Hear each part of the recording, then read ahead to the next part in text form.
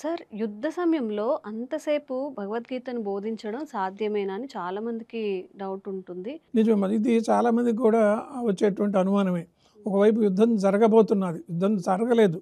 యుద్ధ ప్రారంభంలోనే అర్జునుడికి సందేహం వచ్చింది. బావా నేను యుద్ధం చేయను.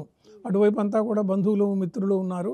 వీళ్ళని చంపి నేను సాధించేదేమున్నది అని అన్నారు. అందరూ మనవాళ్ళే ఉన్నారు. అందరూ మనవాళ్ళే ఉన్నప్పుడు వాళ్ళని చంపి నేను రాజ్యం వచ్చినా కూడా రక్తంతో కూడినటువంటి రాజ్యం అవుతుందని ఆయన సందేహం వెలిబుచ్చాడు. ఒక్క అర్జునుడిని ఉద్దేశించే కాకుండా యావత్ ప్రపంచాన్ని ఉద్దేశించి సందేహగ్రస్తులైనటువంటి వ్యక్తులను ఉద్దేశించి శ్రీకృష్ణుడు చెప్పాడు. ఇందులో 18 అధ్యాయాలు ఉన్నాయి, 700 శ్లోకాలు ఉన్నాయి. ఇటీవలే ఒకరు కోరిన మీదట నేను దాన్ని తెలుగులోకి, సంస్కృతంలో ఉన్నటువంటి దాన్ని ఇంగ్లీష్లోకి వేసి 700 పేజీల పుస్తకం ఒకటి త్వరలో రాబోతూ ఉన్నది. అది ఒక మహద్గ్రంథంగా నేను భావిస్తాను. ఇందులో ఒకవేళ నిమిషానికి 120 పదాల లెక్కన ఆయన చెప్పాడు అని అనుకుంటే దాదాపు ఒక గంటలో అయిపోతుంది. మన కాల పరిమాణం వేరు, ఆ రోజుల్లో ఉన్న కాల పరిమాణం.